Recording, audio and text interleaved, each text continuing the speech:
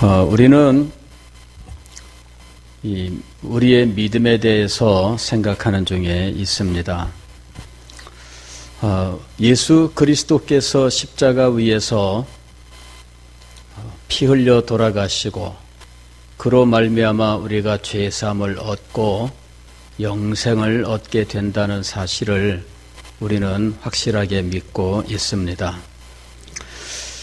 그런데 그 십자가의 그 놀라운 일들이 우리에게 참된 구원이 되기 위해서 우리에게 정말 필요한 것이 있는데 그것이 바로 믿음이다 하는 것이죠. 믿음이 없으면 예수님이 십자가에서 돌아가신 것이 아무런 의미가 없습니다. 현대의 어떤 사람들은 예수님이 십자가에서 이미 다 모든 죄인들의 죄값을 다 감당하셨기 때문에 이제는 다 원죄로 말미암아 죽지 않고 죄 문제는 다 해결됐다 이렇게 이야기하면서 죄 문제가 예수님의 십자가 위에서 해결되었기 때문에 이제는 어느 누구든지 멸망받지 않는다 이렇게 말하는 사람들이 있어요. 그러나 성경은 이 예수 그리스도를 분명히 믿어야 한다라고 말씀하고 있습니다. 현대인들 중에는 안 믿어도 구원받는다라고 하는 말을 굉장히 좋아해요. 그럴 수밖에 없는 것이 자기들은 아무것도 안 해도 구원을 받는다고 하니까 얼마나 편하고 얼마나 쉽겠어요. 그냥 내 생각대로 내 마음대로 마음껏 살면서 구원은 구원대로 다 받는다는 이 메시지야말로 이 현대인들에게 가장 매력적인 메시지이겠지요. 그러나 그것은 성경의 가르침이 아닙니다. 예수님이 십자가 위에서 돌아가셨다 할지라도 그 십자가의 공로가 우리의 것이 되어 우리가 구원을 얻게 되는 것은 믿음이 있어야만 가능하다 하는 것입니다.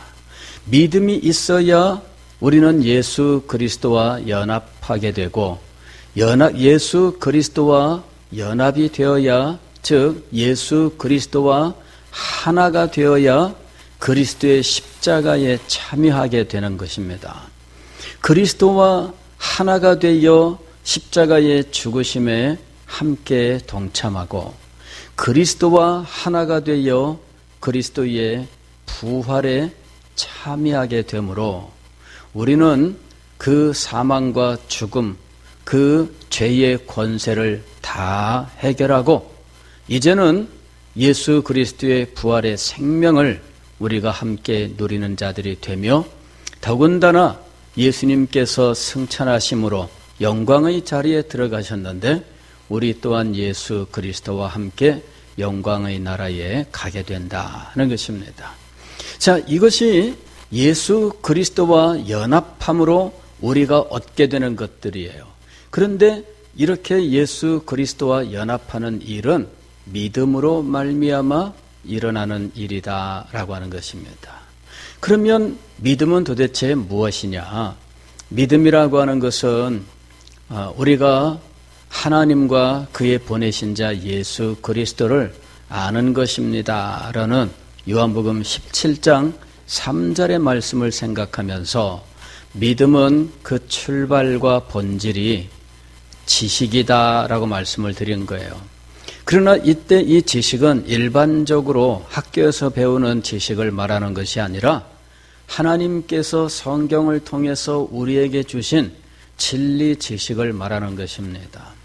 하나님께서 주신 진리 지식, 그 진리 지식의 내용은 무엇이냐면 하나님이 계시며 하나님께서 타락한 인생들을 불쌍히 여기셔서 독생자를 보내주셨는데 이 독생자가 우리의 모든 죄값을 대신 담당하시고 십자가 위에서 죽으셨다 하는 것이죠.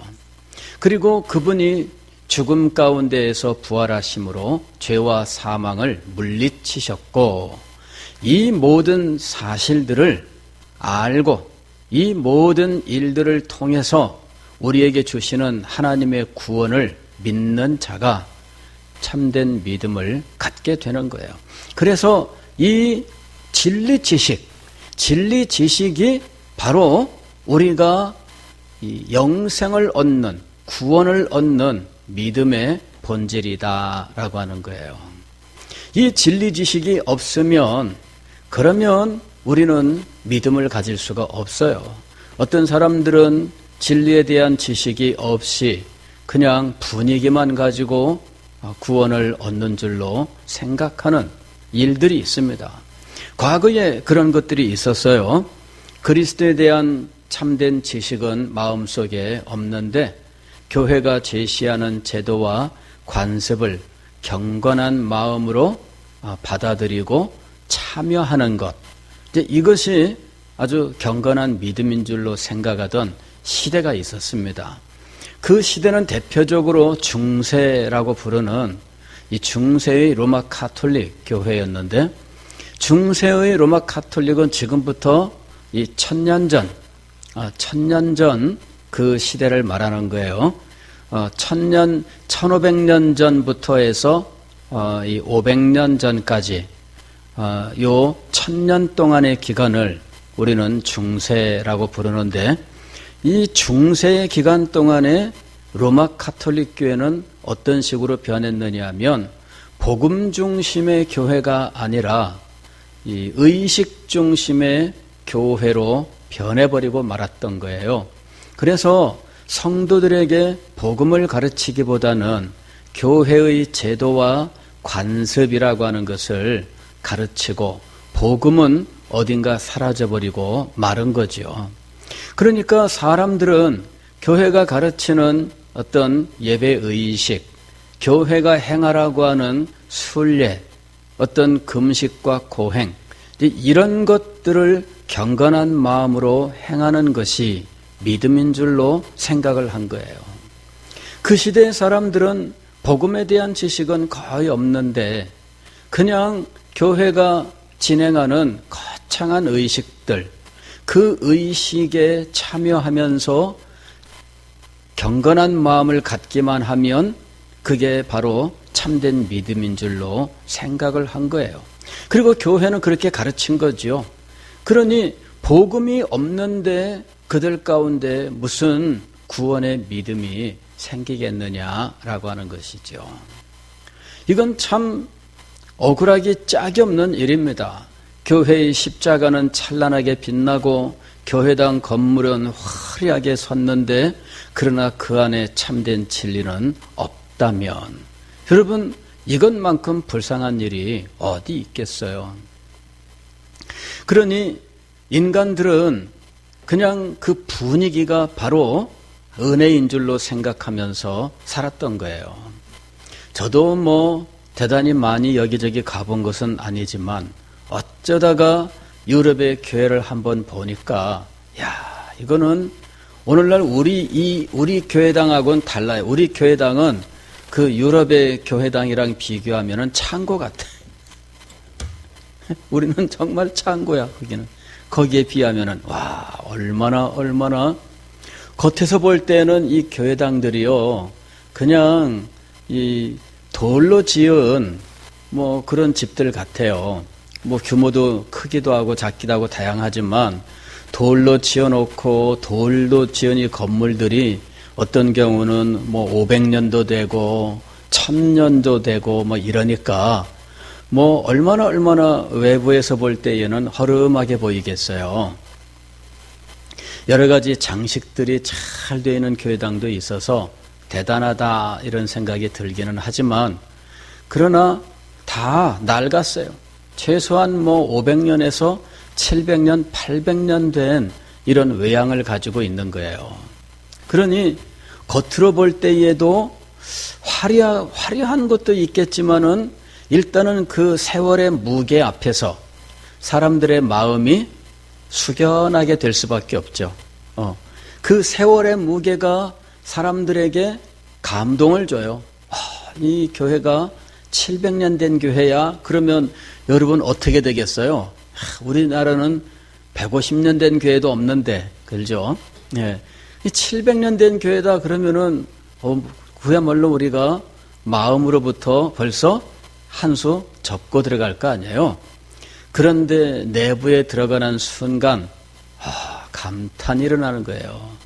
천정에 높이 솟았는데, 그 천정부터 시작해서 화려하게 이 내부 인테리어가 얼마나 아름다운지, 그리고 스테인드 글라스에서 참 빛나는 그 색깔의 아름다운 그림들 딱 들어가면은 달라요. 그러니 사람들은 저절로 뭐랄까 이 숙연한 마음이 들고 뭐가 있을 것 같은, 과연 여기는 하나님이 계시는 것 같다, 이런 느낌이 확 오는 거죠. 확 오는 거예요. 그곳에 가서 경건한 마음으로 앉아서 기도를 한다고 생각을 해보세요. 실제로 사람들은 그런 분위기에 벌써 마음이 딱 잡혀요. 그리고 거기서 나오는 음악, 그 홀에 울려 퍼지는 음악은 굉장히 아름다워요. 우리 교회는 지금 이게 음향을 고려해서 잘 구상한 이런 홀이 아닙니다. 그래서 그 교회의 홀하고는 음악이 달라요. 기가 막히죠. 그런데 그런 속에서 여러분 화려하게 입은 의복, 예복을 입고, 그리고 목사 한 사람이 앞에서 사회 보는 것이 아니라 10명, 20명의 사람이 앞에 쫙 늘어서 있어 그냥 향을 피우고 뭘 들었다 놨다 흔들고 막 이렇게 하면은 여러분 그 분위기만큼은 확실하다 하는 것이에요. 그러니 그런 속에서 그것이 믿음인 줄로 생각하고, 그런 속에서 생긴 마음을 믿음이라고 생각하면서 평생 동안을 살아온 사람들이 있다는 거죠. 그러나 여러분, 그거는 믿음이 아니에요. 그리스도에 대한 참된 지식이 그의 마음속에 깊이 감동을 주고, 그것으로 말미암아 그리스도께 대한 인격적인 깊은 승복이 일어나고, 그리스도를 사랑하며 그리스도를 주신 하나님께 대한 감사와 찬양이 마음속에서 우러나는 이것이 아니라, 그냥 이런 만들어진 분위기 속에서 저절로 어떤 종교심이라고 하는 것으로 옷깃을 여미고 앉아 기도하는 것과는 전혀 다르다라고 하는 거예요. 오늘 우리는 이 믿음이 무엇인지를 깊이 생각을 해야 됩니다. 경건한 마음이라고 하는 것이 중요하지만 경건한 마음이 곧 믿음은 아닙니다. 거기에 무엇이 없으면은 그리스도에 대한 참된 지식과 그 지식의 깨달음으로 인격적인 신뢰와 의탁이 없다면, 그리스도를 사랑하고 그리스도를 즐거워하며 그리스도의 아버지 하나님의 영광을 소망하는 마음이 없다면 그것은 진실된 믿음이 아니다라고 하는 거예요. 과거에 중세의 스콜라 신학이라고 하는 것이 있었어요. 로마 가톨릭의 공식적인 신학입니다. 지금도 로마 가톨릭은 이 스콜라 신학이 지금도 공식적인 신학입니다. 그런데 이 스콜라 신학은 무엇이냐 하면은 진리를 논증하는 거예요. 진리를 인간의 논리로, 인간의 말로 설명하는 거죠. 애초에 이 스콜라 신학이 목표했던 게 뭐냐면 성경의 진리를 성경 없이 합리적으로 증명하고자 하는 거였어요. 왜 그런 시도를 했느냐? 출발은 굉장히 의도가 참 신선했어요. 그 당시에 이 오늘날 터키 지역이죠. 즉, 이 소아시아에서 이제 이슬람이 세력을 뻗쳐나가기 시작을 했어요.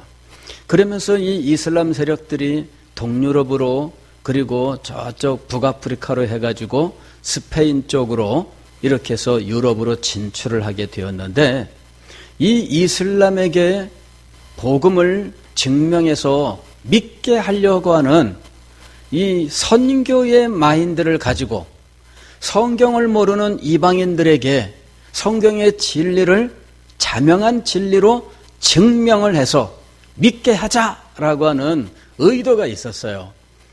그 의도는 굉장히 그럴듯하지요. 성경을 믿지 않는, 성경이 없는 이방인들에게 성경 없이 성경의 진리를 증명하면 그 사람들이 이 진리를 믿고 그리스도에게로 나오지 않겠느냐, 이런 생각을 가진 거예요. 자, 성경 없이 성경의 진리를 증명하여 그들이 정말 예수 그리스도를 믿을 수 있을까요? 자, 이 불가능한 이 일을 중세 초기의 사람들이 목표로 삼았어요. 그리고 이 이방인들에게 성경 없이 우리가 믿는 성경의 진리들을 증명해보자. 그래서 성경은 하나도 말하지 않으면서 하나님은 왜 삼위일체인가? 왜 중보자가 필요한가? 왜 중보자는 사람이며 하나님이셔야만 했는가? 뭐 이런 것들을 성경 없이 설명하고자 한 거예요. 하나하나 설명한다고 하는데 그 설명이 논리적으로 과연 납득할 만한 설명이 이루어질 것이냐. 그러다 보니까 온갖 기괴한 논리들을 개발해내고 그리고 온갖 복잡한 단계의 논리를 펼쳐나가면서 이런 것까지 생각해야 돼라고 하는 그런 정도로 온갖 자잘구질한 것까지 다 따지는 상황까지 된 거예요. 나중에는 이 이방인에게 성경 없이 성경 진리를 증명하여 예수를 믿게 하겠다라고 하는 이 최초의 의도는 사라지고 그냥 논쟁만 남게 됩니다. 그러니까 결국은 그 신학이 출발점을 목표를 상실하고 그냥 논리에만 치중하는 이런 상황이 되어버리고 만 거예요. 이 스콜라 신학의 최고봉은 토마스 아퀴나스라고 부르는 사람인데 이분이 쓴 굉장히 글을 많이 썼어요. 그런데 이분이 쓴 책 중에 아주 유명한 것이 신학대전이라고 부르는 책입니다. 신학대전이라고 하는 책은 엄청난 분량이에요. 이거는 그거를 어떻게 썼나 상상이 안 가요. 읽으려고만 해도 사실 이게 읽어낼 수가 없어요. 제가 한 번은 어느 정도 분량인가 해가지고 인터넷에서 그 책을 영어로 된 자료를 다운을 받았는데 이 패드, 요만한 이 패드로 페이지가 몇 페이지가 되느냐 했더니 6,000페이지가 넘어요.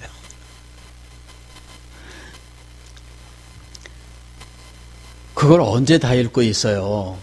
그것도 재밌는 소설도 아니고, 논증이잖아요. 그러니까 한마디 한마디 깊이 생각해야 되는데 그 시대의 철학과 그 시대의 사고방식과 그 시대의 논리를 알아야만 겨우 읽어나갈 수 있는 거거든요. 그러니까 가끔씩 제가 뭔가 참조할 때나 뒤져보지 어느 세월에 그걸 붙들고 씨름하면서 읽겠어요. 제가 그 계통으로 박사학위를 따려고 공부하는 거 아니라면 내가 왜 그걸 붙들고 씨름을 하고 있어야 되느냐고요. 그래서 가끔씩 뒤져봅니다마는 6,000페이지가 넘어요. 6,000페이지가. 엄청나죠. 우리나라 말로 번역이 됐는데 아직 완약이 안 됐어요. 16권인가 지금 나와 있는데 그게 3분의 1인가 그 정도 번역한 거예요. 그게. 근데 전부 나와 있는 전부를 다 번역할 가능성은 없습니다. 왜냐하면은 그것조차도 어떤 분이 수십 년에 걸쳐 작업을 한 거거든요. 예. 그런데 앞으로 누가 또 그 뒤를 이어서 다시 그 수십 권의 책을 또 낼 가능성은 없다 이렇게 보입니다. 그런데 그 책이 실상은 이 토마스 아퀴나스라고 하는 사람이 쓰려고 계획했던 책의 전부가 아니에요. 그 책은 미완의 책이에요. 미완의 책. 근데 그 책을 왜 다 못 썼느냐? 물론 뭐 이분이 일찍 죽기는 했어요. 예, 일찍 죽기는 했는데 50? 뭐 이 정도밖에 안 돼요. 예. 그리고 뭐 일찍 죽기는 했는데 그러나 이미 그 훨씬 전부터 이 책을 중단했어요. 이유는 뭐냐면 이렇게 말싸움하고 말장난하고 이렇게 따져 들어가고 하는 이런 것들이 사실은 쓸데없다라고 하는 결론에 도달했기 때문이에요. 이 사람은 중세 카톨릭의 세계 속에 살고 있는 사람인데 자기는 그 일에 충실했고 그 일을 종합한 인물로 인정받지만 그는 그 책을 다 안 써요. 못 쓴 게 아니라 다 안 씁니다. 그러면서 이것을 끝내는 것이 의미가 있지 않다. 즉 예수 그리스도를 믿고 구원을 얻는데 그것이 6,000페이지에 이르는 그 무슨 논리로 되는 것이 아니라는 것을 알게 되는 거예요. 하나님의 은혜로 된다고 하는 사실을 깨닫게 돼요. 이 사람이 은혜 체험을 하면서 그제서야 알게 돼요. 그래서 이런 것들은 다 쓸데없다라는 결론을 내리게 되는 거예요. 여러분, 오늘 우리는 믿음이라고 하는 것이 어떤 경건한 감정에 달려있는 것도 아니고 그 감정을 만들어내는 외적 환경에 달려있는 것도 아니고 혹은 논리적으로 누군가를 설득을 해서 이 사람이 그거 합당하네 이렇게 인정해야만 되는 것이 아니에요. 하나님께서 우리를 위해 행하신 이 복음의 진리를 아는 지식이 기본이 되지만 그 지식을 아는 것이 곧 믿음은 아니에요. 이게 참 이게 정말 신비한 거죠. 이 지식이 기본이 되지만 그러나 지식이 곧 믿음이 되지는 않아요. 이것이 믿음의 신비입니다. 지식이 없으면 믿음이 되지는 않는데 지식이 있다고 믿음이라고 부르지는 않아요. 왜 그러냐 하면은 이 믿음은 분명히 인간의 마음의 작용이 아니라 하나님의 은혜의 역사이기 때문이에요. 우리가 읽은 에베소서 2장 8절의 말씀이 바로 그것을 우리들에게 보여주고 있는 겁니다. 너희는 그 은혜에 의하여 믿음으로 말미암아 구원을 받았으니 이것은 너희에게서 난 것이 아니요 하나님의 선물이라. 믿음으로 말미암아 구원을 받았는데 이 믿음은 우리에게서 난 것이 아니라 하나님의 선물이라는 거죠. 하나님께서 우리에게 주신 선물이 믿음이에요. 그런데 이 믿음은 분명히 하나님께서 우리를 위하여 행하신 이 복음 진리를 기반으로 하고 있어요. 제가 1절부터 7절까지의 말씀을 읽었는데 1절부터 7절까지는 바로 복음을 압축적으로 설명하고 있는 내용입니다. 여기 보면 그리스도에 대해서 말씀해요. 그는 그랬습니다. 그는 누구냐면 그리스도지요. 1장 23절 그 앞에 보면은 그리스도에 대해서 말씀하고 있습니다. 교회는 그의 몸이니 만물 안에서 만물을 충만하게 하시는 이의 충만이니라. 여기서 그는 누구냐면 그 앞에서 계속 말씀하고 있는 그리스도에 대한 이야기예요. 즉 그리스도에 대하여 지식, 그 그리스도에 대한 이야기가 지금 1절에서 7절까지 압축적으로 지금 제시되고 있어요. 그리스도는 허물과 죄로 죽었던 너희를 살리신 분이다. 그런데 우리는 왜 그리스도께서 우리를 살리셔야 되는 상황에 처해 있었느냐? 허물과 죄로 죽었는데 그때 우리는 어떤 상태였느냐? 2절 말씀 보면 너희는 그 가운데서 행하여 이 세상 풍조를 따르고 공중의 권세 잡은 자를 따랐다 그랬습니다. 우리는 그 속에서 육신의 욕심을 따라서 지냈어요. 3절 보면은 전에는 우리도 다 그 가운데서 우리 육체의 욕심을 따라 지내며 육체와 마음에 원하는 것을 하여 다른 이들과 같이 본질상 진노의 자녀이었더니, 이것이 비참한 죄인들의 상태였어요. 우리들의 상태였습니다.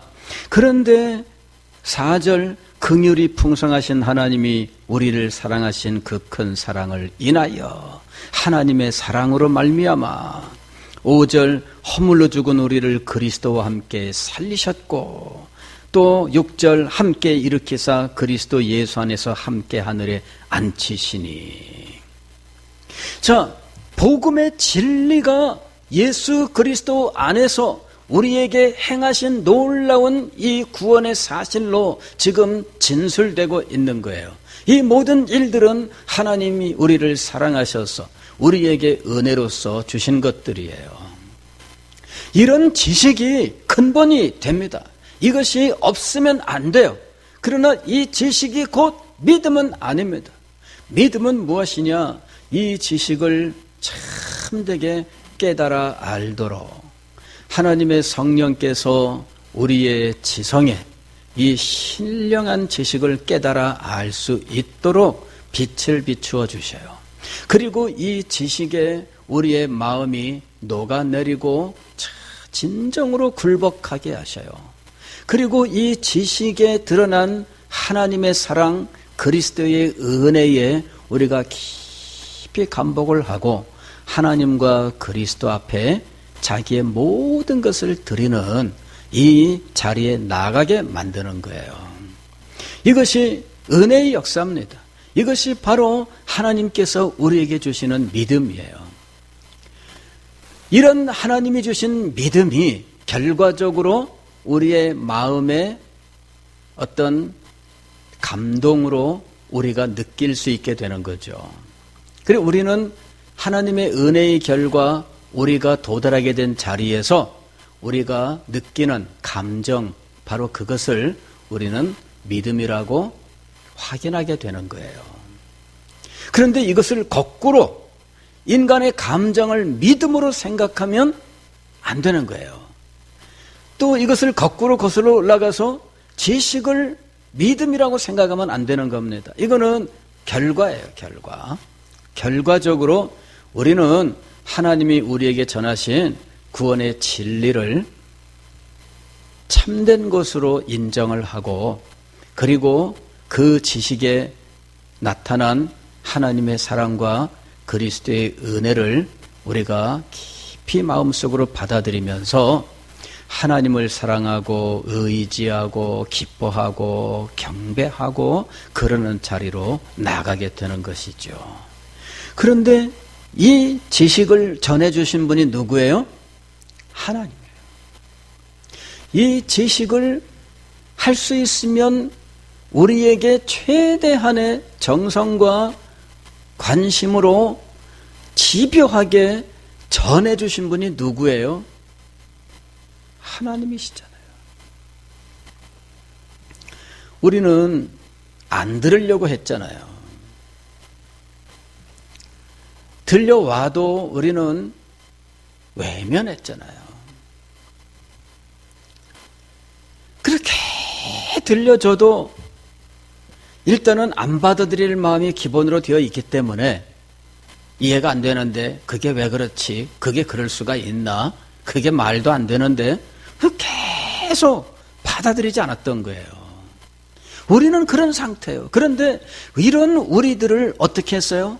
하나님께서 끝까지 붙들고 놓지 않고 씨름을 하신 거예요. 계속 부르시고 계속 떠나지 못하게 하시고 계속 귀를 기울이게 말씀을 하시고 그러면서 어느 날 내 마음속에 이 지식들이 하면서 깨달아지게 하시는 거예요. 지식 자체는 믿음이 아닙니다. 다만 지식이 없이는 믿음이 이루어질 수가 없습니다. 이 모든 것들은 오직 하나님의 은혜예요. 하나님의 은혜에 의해서 믿음이 우리에게 생기는 거예요. 우리에게 주신 모든 이 신령한 지식들이 우리의 인격에 변화를 가져오도록 하나님께서 우리에게 은혜를 베푸시는 거예요. 그렇기 때문에 이 진리 지식이 우리에게 참되게 작용하게 하는 하나님의 은혜의 역사가 일어나면 우리의 생각이 바뀌게 되는 거예요. 우리의 생각이. 그래서 일단은 하나님께 대한 우리의 자세가 바뀌어요. 예전에는 하나님께 대해서 온갖 참 불손한 이런 말과 행동을 했는데 하나님의 은혜가 그 사람의 마음에 역사하고 그에게 믿음이 생기면 하나님께 대한 자세가 바뀌어요. 예수님께 대하여 전혀 다른 태도를 가지게 돼요. 인간관계도 마찬가지 아니에요. 그 사람에 대해서 생각이 바뀌면 말과 행동이 바뀌어요. 근데 그런 게 아니면 오거나 말거나 그러는 거죠. 생각이 바뀌지 않으면 내 채가 떡 나타나도 앉은 자리에서 어이 이러고 말죠. 그렇지 않겠어요? 하나님께 대해서 그런 태도를 보이는 거죠. 어이 하나님이세요? 그러나 하나님의 은혜가 임하고 그 마음속에 믿음이 생기면 하나님께 대한 그의 태도가 바뀌어요. 하나님. 하나님의 하자만 들어도 자리에서 벌떡 일어나게 되겠죠.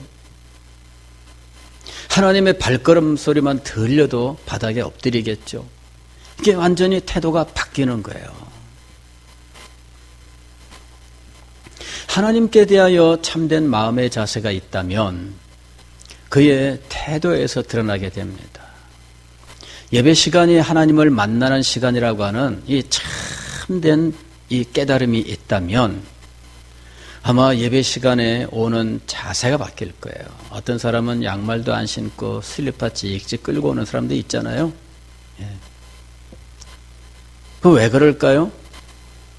하나님께 예배 드리는 것을 하나님을 만나는 영광스러운 자리라고 하는 인식으로 그 사람의 마음이 변화되지 않았기 때문이에요. 요즘 시대는 안 그렇습니다. 아니에요. 아닙니다, 여러분. 시대가 바뀌었어도요, 자기들이 존경하는 사람 앞에 갈 때 완전히 달라집니다. 현대인이라고 해서 별다른 거 아니에요. 현대인들은 왜 이제 그 아이돌이라고 하는 것에 열광을 하는 특징을 가지고 있어요. 지금 젊은이들이. 그런데 여기서의 아이돌은 우리가 말하는 걸그룹 아이돌을 말하는 거, 이런 그룹을 이룬 가수들을 말하는 게 아니라 내가 존경하고 사랑하고 이러는 어떤 대상을 아이돌, 우상이라고 부르는 게 우상이라고 부르는데 현대인은 이 우상 앞에 나아가면 어쩔 줄 몰라 해요.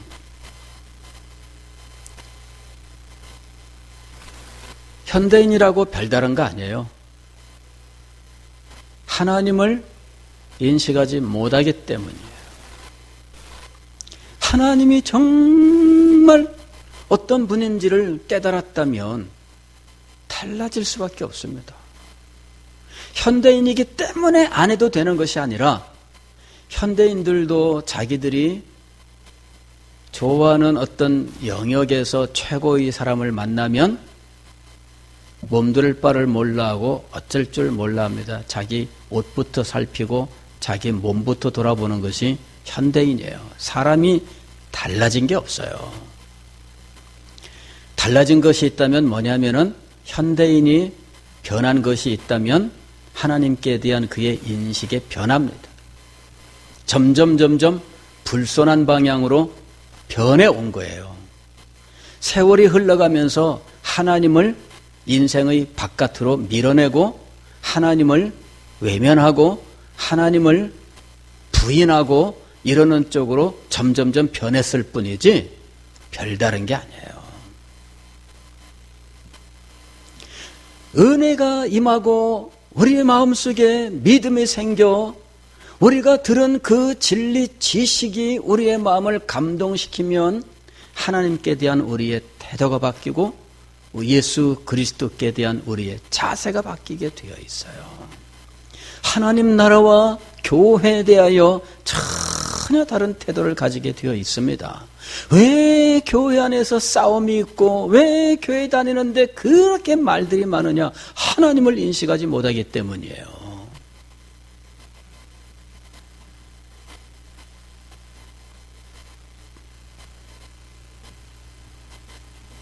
여러분, 예전에 그런 거 있었잖아요. 옛날에 대가족 사회였지 않습니까? 집안에 어른이 있는 집과 어른이 없는 집이 달랐어요. 어른이 있어도 그 어른을 공경하는 집과 공경하지 않는 집은 달랐어요.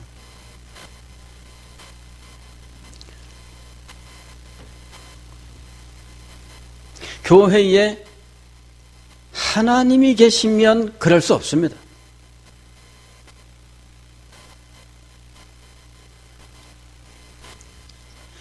우리의 믿음이 어떻게 이루어지는지를 알아야 돼요. 우리는 교회 생활을 하고 있는 거예요. 그게 아니에요. 하나님 앞에서 하나님을 섬기는 삶이 되어야 되지.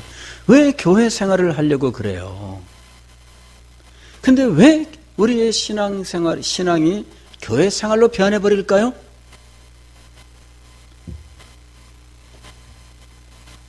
하나님의 은혜의 역사가 우리에게서 희미해지기 때문이에요.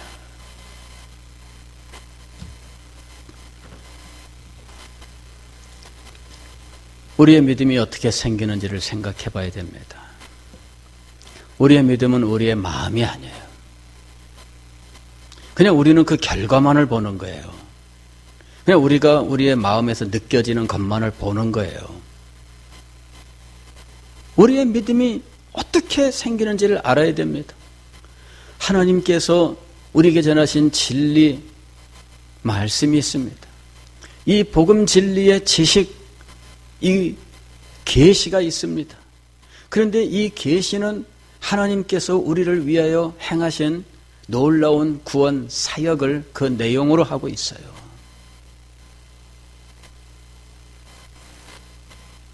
그 지식을 기본으로 하되 지식을 주시는 이유는 우리에게 하나님이 은혜를 베푸셨을 때 하나님을 진정으로 알게 하기 위해서 지식을 주시는 거예요.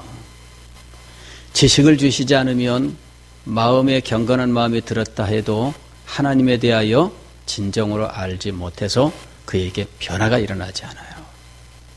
지식을 먼저 주시는 이유가 있습니다. 마음을 변화시키시면 그 지식으로 말미암아 하나님 앞에서 우리가 어떻게 하나님을 섬겨야 하는지, 하나님을 어떤 자세로 대해야 되는지, 하나님의 말씀과 명령을 우리가 어떻게 받아야 되는지, 이런 변화들이 우리에게 한꺼번에 일어나요. 설명이 필요 없어요. 이런 변화가 일어나지 않으면 아무리 설명해도 안 돼요. 주일 성수를 해야 됩니다. 여러분, 아무리 설명을 해보세요. 핑계만 나오지 순종하지 않아요. 바쁩니다. 한마디로 끝나는 거예요. 바쁜데, 그러면 이 바쁘다는 말 한마디로 모든 논리가 다 사라져요. 목사님이 설명하고 구역장이 설명하고 장로님이 설명하고 설득하고 그러면 안 돼. 막 아무리 말해봤자 바쁜데요. 그럼 끝나는 거예요. 우리에게 무엇이 있어야 되느냐? 하나님의 은혜의 역사가 있어야 돼. 말로 아무리 설명해도, 논리로 아무리 증명해도 할 수 없는, 설명하려면 하나만 친한한 노력을 기울여도 나중에 다 듣고 난 다음에 먹고 살기 바빠서요. 그러면 다 끝나는 거예요. 모든 논리가 다 무너지는 거예요. 사랑하는 성도 여러분, 믿음은 이렇게 생기는 겁니다. 너희는 그 은혜에 의하여 믿음으로 말미암아 구원을 받았으니 이것은 너희에게서 난 것이 아니요 하나님의 선물이라. 오늘 우리는 하나님이 은혜로서 주시는 선물로서의 믿음, 그래야 진정으로 우리가 하나님께 예배하며 하나님의 명령에 순종하며 헌신의 삶을 살 수 있게 돼요. 그래야 하나님께서 주신 놀라운 그 구원의 은혜, 그 축복들을 오늘 우리의 것으로 받아 살 수 있게 돼요. 은혜로 우리에게 주신 믿음입니다. 이 원리를 우리가 알고 계속해서 은혜 가운데 나아가시는 여러분이 되시기를 주의 이름으로 축원합니다.